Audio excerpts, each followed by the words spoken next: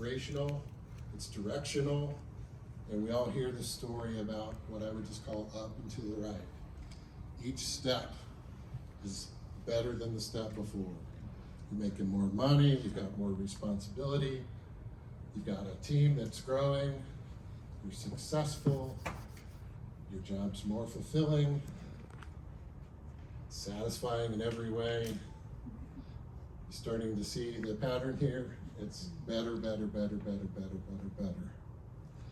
Life's not like that most of the time. I hope for your sakes it is, but oftentimes there's bumps along the way.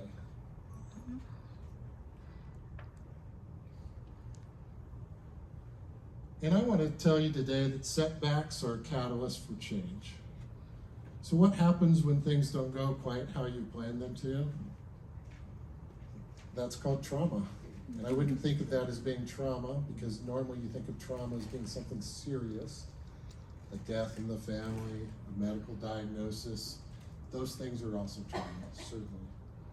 But you can experience trauma when you have a setback in your career as well. Anytime that your worldview is shaken, you're going to experience trauma.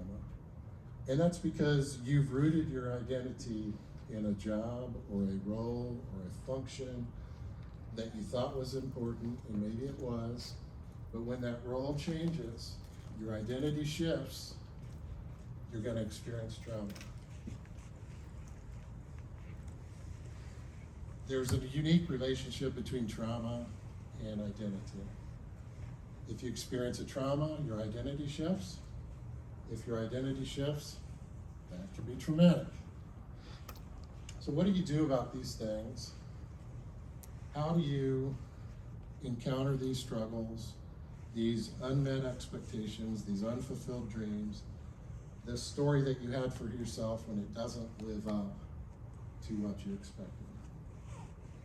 Well, I want to briefly share my own story with you. I was here at the conference last year, as I said. I was on the panel, and very much just like the panel just then, the first question is, tell us your name, tell us what you do, and very similar, where do you work, that type of thing.